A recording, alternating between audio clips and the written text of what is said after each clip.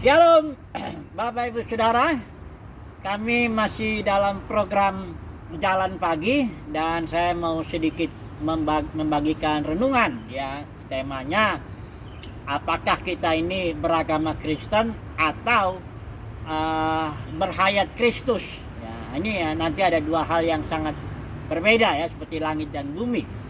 Nah, saya mau share dulu mengenai Yohanes 10 ayat 10, di mana Yesus berkata, "Aku datang supaya mereka mempunyai hidup atau hayat, atau istilah Yunani zoe, itu suatu jenis hidup yang saat ini dijalani oleh Elohim." Jadi jenis hidup itu kalau istilah Yunani ada tiga, ada zoe, ada suke, ada bios. Kalau bios ini dari situ biologi, itu kehidupan tumbuh-tumbuhan, hewan, ini suke, psikologi, itu kehidupan manusia. Ini zoe itu suatu jenis kehidupan yang dijalani oleh Elohim.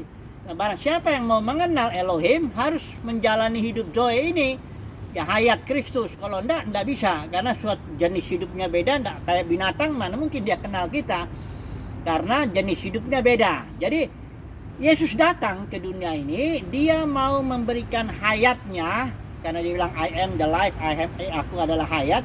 Dia berikan hayat itu supaya kita mengenal Elohim, mengenal Bapa yang benar itu ya. Nah, persoalannya manusia ini, bahkan orang Kristen, nah ini sekarang kita masuk dulu. Sebenarnya banyak orang yang percaya Yesus itu ternyata dia menjalani agama Kristen ya. Coba dulu ya saya bedakan, kita mundur dulu sebentar tentang dua pohon di Taman Eden untuk memahami sebenarnya agama Kristen itu, atau agama lah sebenarnya secara umum, itu sebenarnya apa ya. Nah, kalau kita melihat dua jenis pohon di dalam kitab Kejadian, itu ada yang namanya pohon kehidupan yang merupakan simbol daripada hayat Kristus ya. Dan ada juga pohon pengetahuan yang baik dan yang jahat, yang sebenarnya ini jenis hidup juga, yaitu jenis hidup yang Alkitab mengatakan maut ya.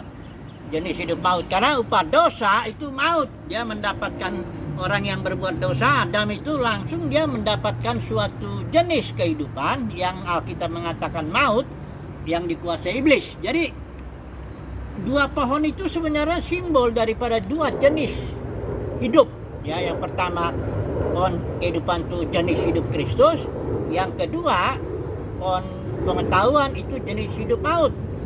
Nah, ketika manusia makan dosa itu, dia meleset kan, harusnya makan pohon kehidupan, tapi dia makan pohon maut, itu meleset dia, dosa hamartia istilahnya itu meleset.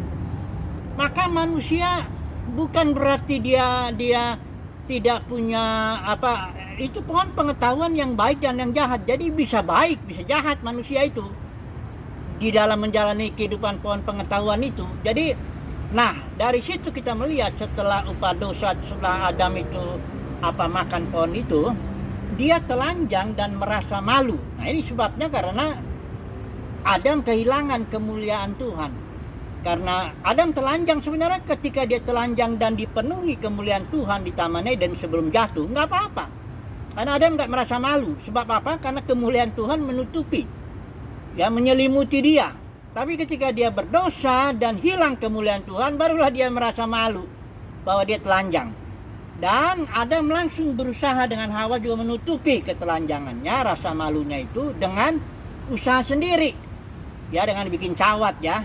Nah, Tuhan ganti kan dengan pakaian binatang yang melambangkan hayat Kristus, korban Kristus. Di sini agama itu artinya ya, salah satu dari situ kelihatan tindakan itu, bahwa agama itu adalah usaha manusia untuk menutupi sebenarnya rasa malunya karena kehilangan kemuliaan Tuhan. Itu sebenarnya definisi yang menurut saya paling pas. Kenapa orang beragama? Semua orang beragama. Kenapa? Termasuk orang Kristen, mau dia beragama Kristen. Kenapa? Untuk menutupi rasa malu karena kehilangan kemuliaan Tuhan. Nah, jadi ini nggak harus berbuat, agama itu ya mengajarkan yang baik dan yang jahat, semua itu termasuk agama Kristen. Nah, tapi persoalannya Tuhan Yesus datang bukan dia mau kita beragama Kristen.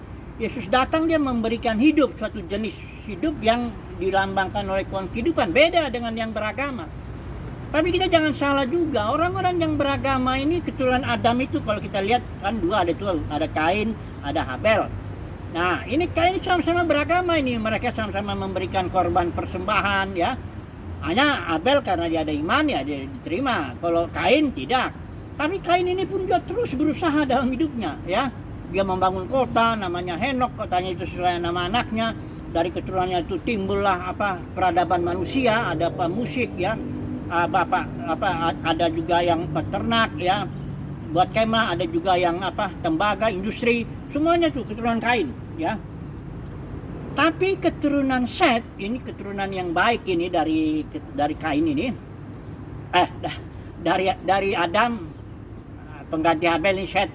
Ini keturunannya justru nggak kelihatan karya-karyanya, tapi umurnya itu dihitung, disebut keturunan itu umurnya karena berharga hari-harinya di hadapan Tuhan. Karena sekalipun dia tidak beragama seperti Kain begini, tetapi ini keturunan Set ini berfellowship ya, punya hubungan dengan Tuhan terus dia itu ya.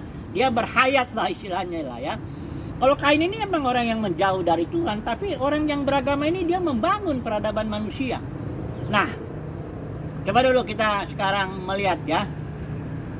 Masuklah dulu, saya nggak bicara soal agama-agama lain lah, saya bicara khusus sekarang agama Kristen ya.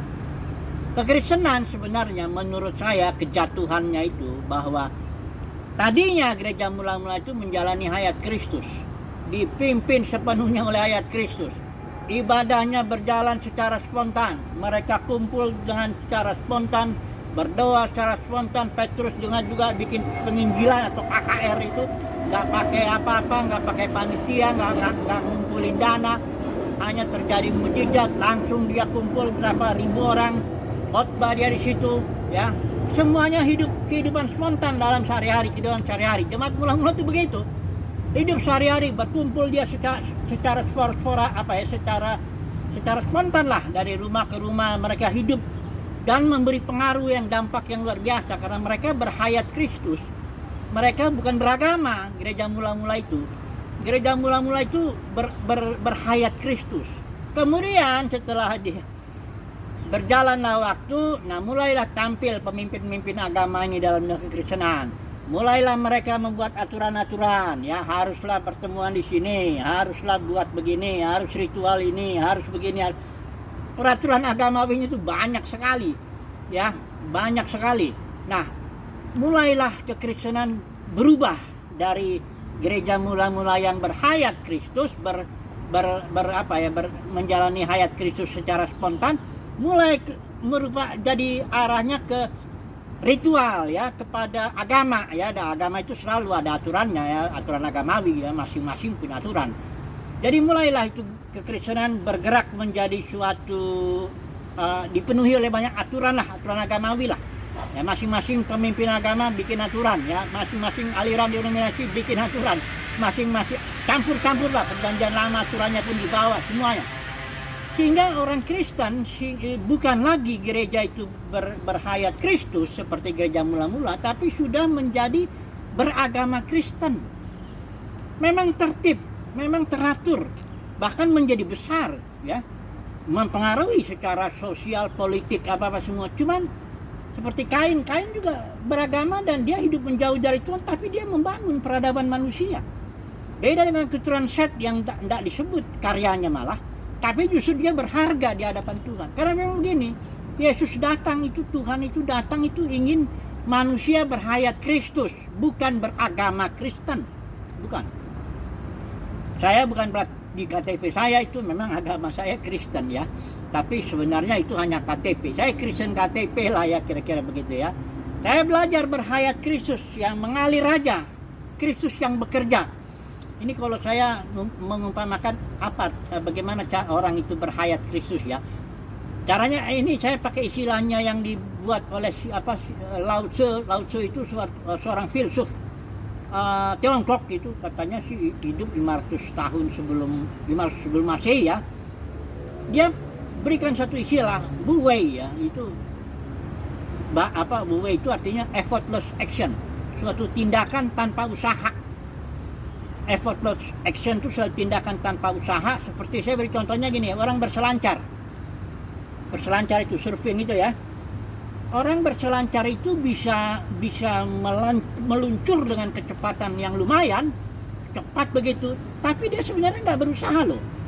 Dia hanya yang berusaha, yang menyebabkan dia meluncur itu sebenarnya arus ombak itu ya, usaha yang membuat dia meluncur. Si peselancar ini cuma menjaga keseimbangan aja lah, keahliannya lah ya, sehingga dia bisa mengalir begitu ya.